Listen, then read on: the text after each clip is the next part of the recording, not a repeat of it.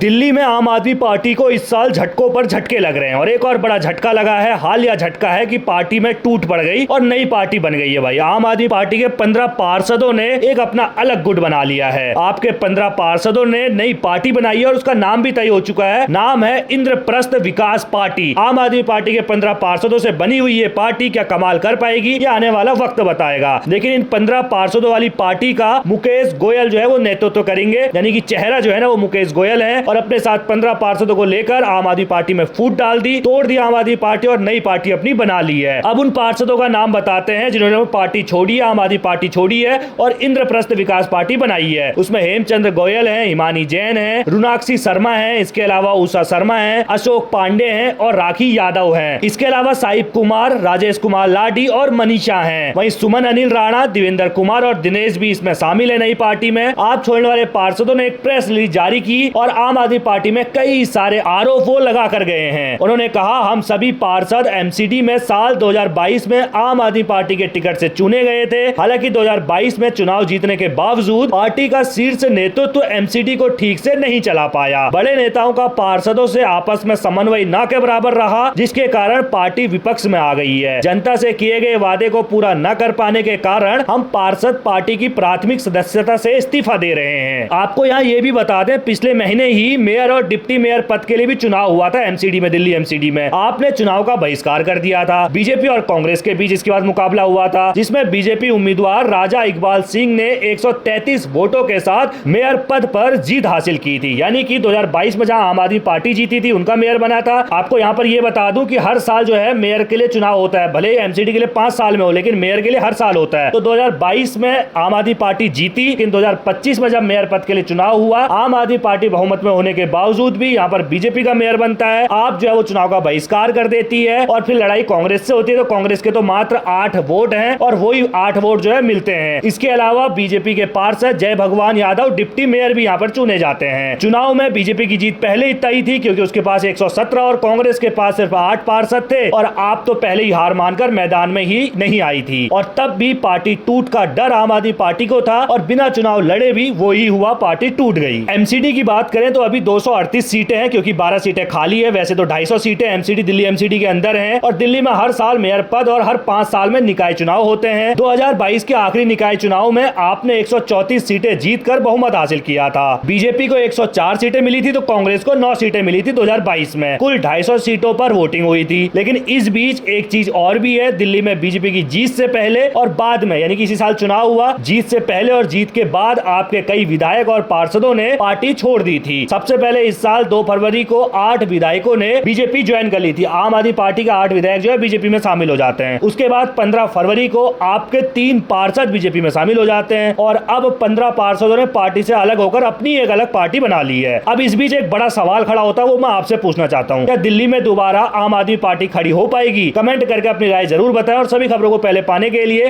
Bell icon दबाना बिल्कुल ना भूलें। धन्यवाद।